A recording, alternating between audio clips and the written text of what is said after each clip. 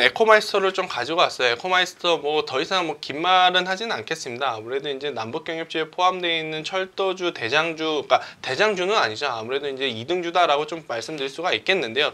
근데 왜 1등주인 현대로템을 얘기를 안 하고 에코마이스터를 좀 가지고 왔냐라고 이제 궁금해하시는 분들이 있어요. 일단 차트를 좀 보게 되면 사실 주식에서 이제 그 주가의 흐름을 움직이는 데는 아무래도 가장 중요한 건 실적일 수밖에 없습니다. 하지만 이제 두 번째로 가장 중요한 건 뭐냐면 해당 기업의 주가의 위치도 이제 중요하다라고 좀 볼 수가 있겠는데요. 사실 에코마이스터의 지금 차트를 보게 되면 굉장히 좋죠. 아무래도 이제 이평선 위에 이제 캔들이 위치하고 있는 우리가 흔히 말하는 정배열 상태라고 좀 볼 수가 있고요. 현대로템 같은 경우에는 보시게 되면 아무래도 이제 비슷하긴 하지만 캔들이 이평선 밑에 있는, 즉 만약 현대로템이 올라가게 된다라고 한다면 여기에 쌓여있는 매물대를 소화할 만한 굉장히 큰 거래량이 들어오지 않는다라고 한다면 저는 상승하기가 어렵다라고 봅니다.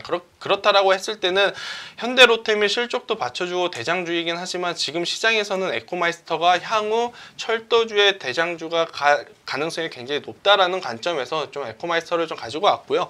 만약에 에코마이스터 지금 관심 가지고 계신 분들 같은 경우에는 저는 오늘 장중에 매수하는 것보다는 종가에 매수를 하시는 것이, 지금 같은 변동성이 있는 장소에서 괜히 장중에 매수를 하셔서 스트레스를 받는 것보다는 그냥 3시 10분에 한번 HTS, MTS를 열어서 뭐 3시 15분, 3시 18분 가격대에 에코마이스터를 사시면서 충분히 뭐 전고점이 17,000원, 18,000원 혹은 기간적으로 본다라고 한다면 남북정상회담이라든지 북미정상회담에 대한 기대감이 있을 수 있는 9월 중순까지는 충분히 가져갈 만한 기업이다라는 관점에서 에코마이스터를 좀 가지고 왔습니다. 근데 3시 10분쯤에 갑자기 사람들이 다 사서 우리 방송 보고 네. 가격대 확 올라가는 거 아니에요? 그러면 만약에 이제 봤는데 만약에 제가 이 방송을 들으시고 현재 13,950원이죠. 이걸 보고 그럼 점심 먹고 한 3시 이후에 사야겠다라고 했는데 14,000원이 넘어갔다라고 한다면 저는 그때 사는 것보단 그 다음날 시가에 저는 사시는 것을 좀 말씀드리도록 하겠습니다. 네. 왜냐하면 네네.